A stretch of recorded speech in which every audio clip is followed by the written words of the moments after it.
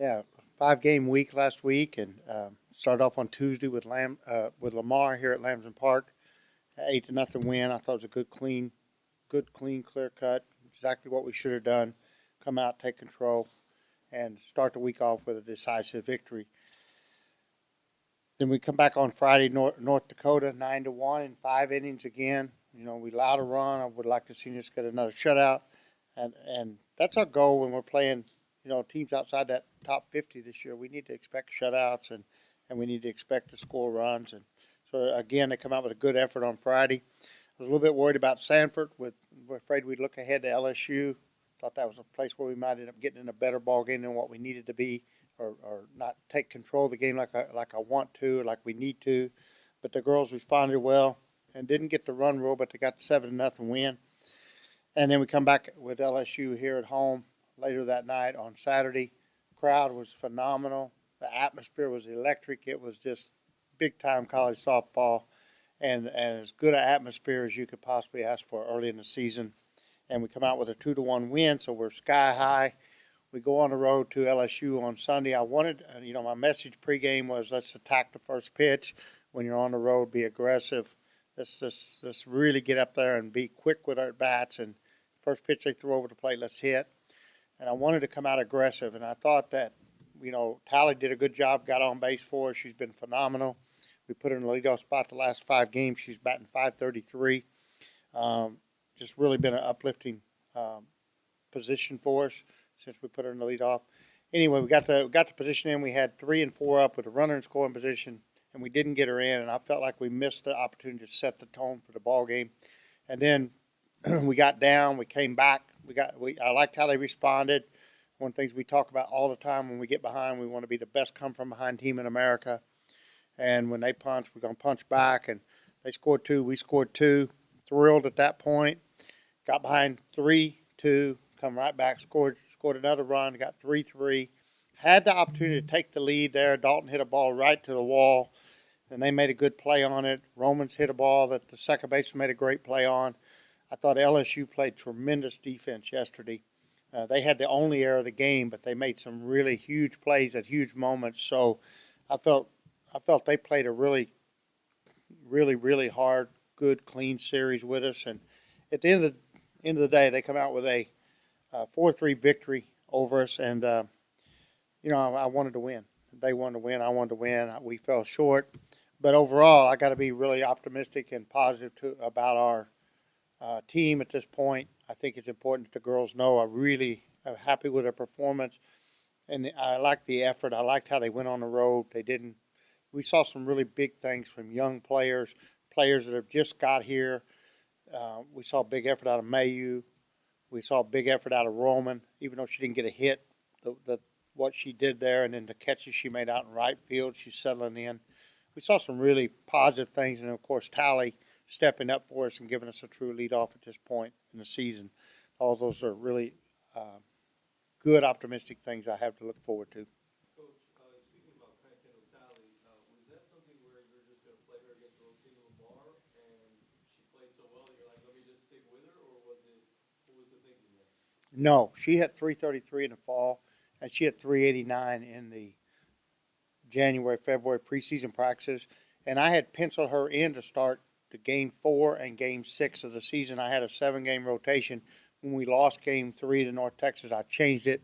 I didn't put her in. I went home and thought about that night, and I thought, that might be a big mistake. We got to get her in and look at her and give her a shot because she earned her shot. We really don't give anybody anything. She'd earned it. She'd really been a tough out. I mean, if you ask Summer and Clyce who the toughest out on the team is, they may see Tally. She's one of those kids that just really hard-nosed in practice. So I told her, I said, hey, I didn't start you Game 4. I'm going to start you. Where do you want to bat in the lineup? She said, I want to be leadoff. I said, well, then you're leadoff. Let's do it. I like that. I thought that was a really good answer. It took guts for her to say that, but that's the kind of kid she is. And, that's our job as coaches, to give people chances. And she put her in. She's .533. So, yeah, she earned her position and she earned her spot. And we're going to leave her there as long as we're getting the kind of production we are, and she's setting us up the way she is. We'll just keep leaving her there.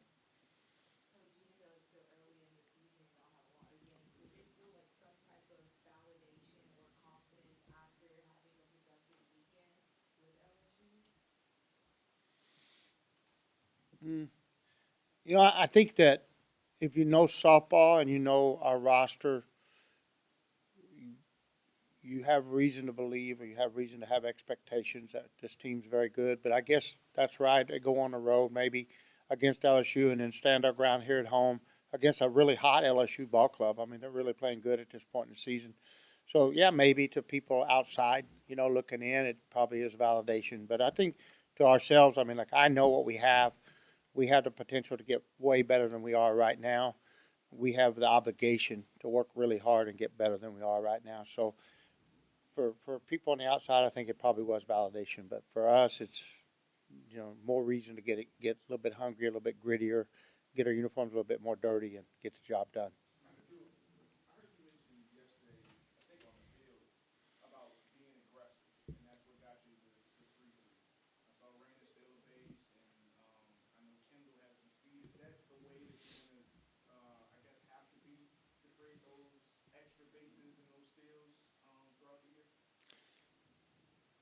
I think it's important when you're on the road that we don't ever show any intimidation and we don't show any uh, passiveness. There's an old saying that timidity has no power. Being passive, you have no power. Power always goes to people that are aggressive and people that demand and people that are aggressive. And so, especially once we got the lead yesterday, when we got the lead, I'm ready. Let's go. I'll do anything. I'll hit and run. I'll steal a base. We'll go.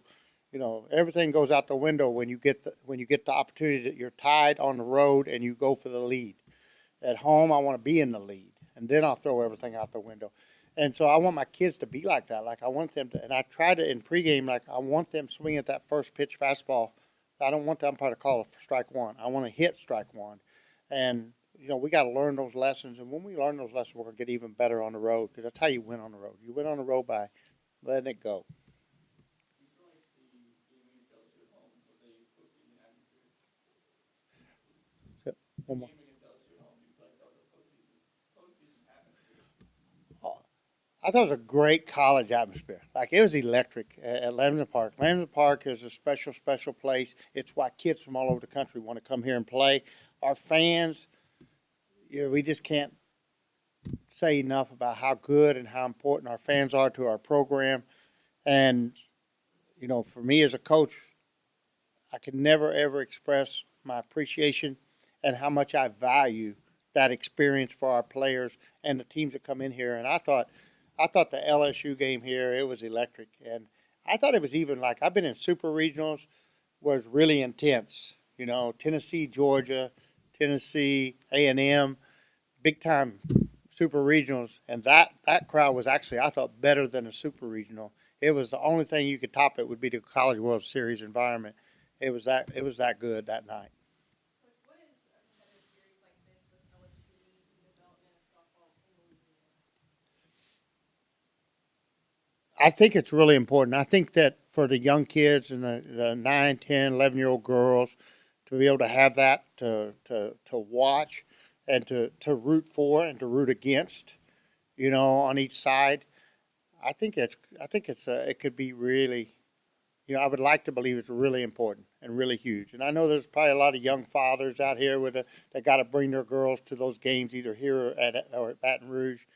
And there's a great opportunity for a young father to take a 10, 11-year-old girl to the ballpark and see a top notch college softball game. So I think it was great. I told Coach Beth after the game's over, I'm old. I've done a lot of things in softball, and I think playing those two games the way we played them, there was no arguing. The umpires were excellent. Officiating was really good in both games. The crowds were really good. I didn't hear anything in the crowds. It was just pure sportsmanship. I think that's one of the proudest things I've done in softball. I'm proud of that, as anything I've ever done in softball. I thought it was really a good moment for our sport and something that, both LSU softball and Louisiana softball can be really proud of that we did.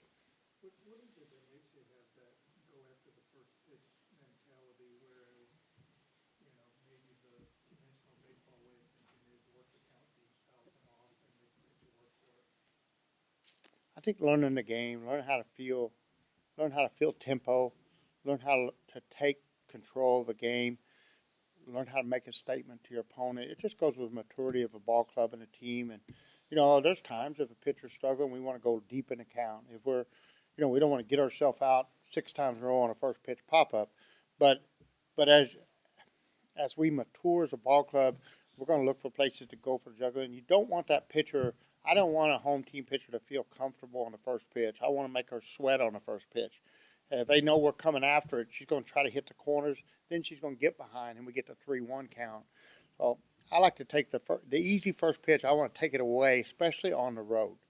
And that's my philosophy. And I think it's just something that we'll learn, and our players will learn as they get comfortable with me, and we get deeper in the season. We hopefully will mature as an offensive ball club, and we'll get better. What are the things you're concerned? You're about to go on a long road trip. Like, what are the things you're concerned about on that trip especially against that kind of competition? Yeah, I worry about changing the schedule of our strength conditioning and how that could make us vulnerable to an injury 2 to 3 weeks down the road. That's one of my main concerns about this particular road trip, and it's going to really throw our schedule off. I worry about the academic side a little bit. We're going to be on the road a lot, and we're in the 4th, 5th week of semester, so I know the kids have got a lot of testing going on right now, and it's the first round of testing, so I hate that we have to do that right now at this time of year, because I really want my kids to really be good early in the semester in grades where they can relax more towards the end of finals. So I'm afraid we're going to be digging a little bit of hole academically.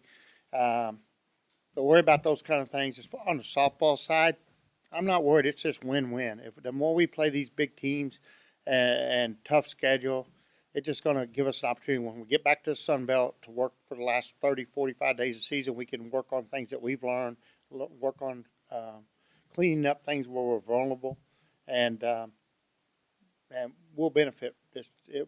When you play top talent on the softball side, there's no replacing what you learn in competition. Are you still, do you foresee, are you kind of getting closer to a set lineup, or do you still foresee a lot of changes, say, over the next 3 games, depending on the result? You know, I feel good about certain parts. Like, you know, I love how Melissa Mayo responded. I thought she really. I don't want to put her in and put so much pressure on her that she can't. I got to develop her with patience, and I held her out of her bats here Friday night in front of 3,000 people because I thought, you know, I don't want to get. She takes things really personal, and she's a high achieving kid. She's a perfectionist kid. She probably works more extra than any 3 players on our team. She's always working extra. And so I was trying to protect her, and then I thought, when I got home, I thought, well, we'll be on the road a little bit quieter. I want to put her in. I'm going to let her at least bat today. And the way she responded was really good. So, you know, I feel like we've established she can play now. We really maybe leave her in a little bit tougher situations. And then I think Roman's establishing that we've got to have her bat in the lineup without any doubt. So we try to, you know, we grow her a little bit more. Leadoff, I'm thrilled with Tally, but I want to see how we keep going there. And then the biggest thing right now, our 4-hole's got 11 RBIs or 12 RBIs, but our 3-hole, we've got to get RBIs out of the 3-hole. So I'm trying to find that piece. Who wants the 3-hole? I got to get somebody to take that spot and grab it and become an RBI producer. And so that's a little thing. And then, you know, we've been solid 4 through 7, 4 through 8. Doesn't seem like it matters how I put them, but I'm worried about that 3-hole. That's the question mark right now.